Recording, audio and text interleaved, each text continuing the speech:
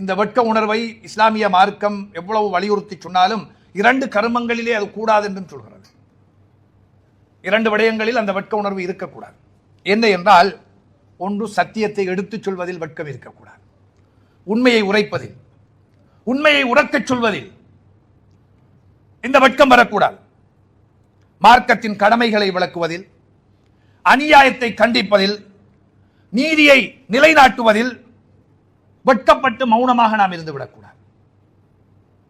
அந்த இடத்தில் வெட்கம் இவற்றிலிருந்து ஒரு மனிதனை தடுக்கக்கூடாது என்று இஸ்லாம் சொல்கிறது.